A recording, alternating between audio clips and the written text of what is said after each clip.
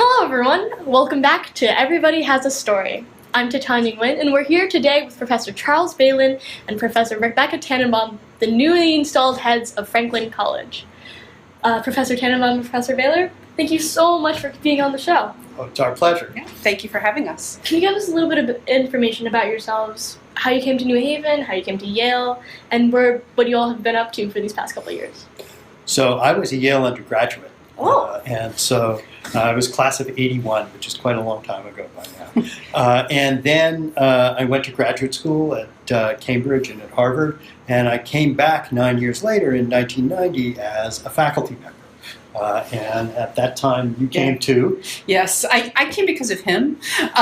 So we met when I was working in Cambridge, Massachusetts, and Charles was a postdoc. And then I decided to apply to graduate school. Yale, luckily, we were very lucky. The best graduate school offer I got and the best job offer Charles got were at the same place, which was Yale. And so since then, we've basically been at Yale, except the last 3 years, we took a little detour in that we were part of the founding of Yale and US College in Singapore. So what kind of things did you do at Yale and US, and how has that prepared you for potentially taking over as college head? One of the things we borrowed from Yale was the residential college system. It's a smaller place, so there are 3 residential colleges. And we were resident fellows in Saga College, and so we lived in the college for the 3rd year. Having founded a new community of learning, when it turned out that the timing was right to be a part of founding the new colleges here, we thought, great, we can do it again. That'll be lots of fun.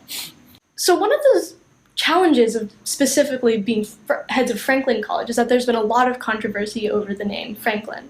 How do you plan on addressing the controversy and Franklin's history? You know, he is undeniably white and male. I gather there has been some notice taken of the fact that Benjamin is not the only Franklin who got an honorary degree from Yale. And, Aretha Franklin, also a role model, also a great American. And I can imagine having the college do some things that honors Franklin's beyond Benjamin.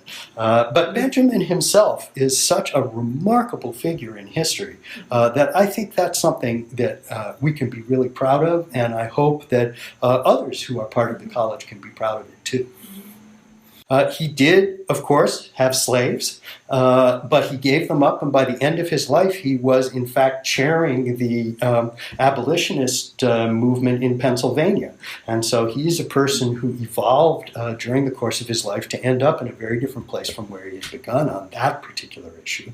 I think any discussion of how one might move forward, I think it would be inappropriate for us to determine that before there are students in the college.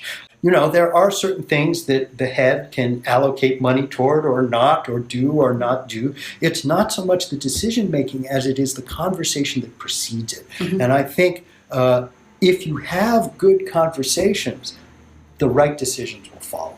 Thank you so much for coming to speak with us. Let's do some fun questions. First, in maybe a minute or so, maybe you can pitch Franklin College to incoming students. 2 words, Kite Day.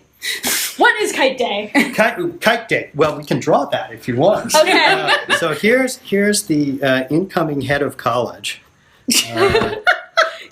Here's the kite, and here's the lightning bolt. All right, let's hold this up so the camera can see. I'm not a super great artist. My daughter is vastly more talented than I am, but you get the idea. I want everybody to note that the head of college appears to be dead. Did you draw little X's on your eyes? Yeah.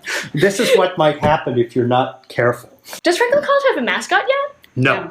All right, so what is your vision for the Franklin College mascot?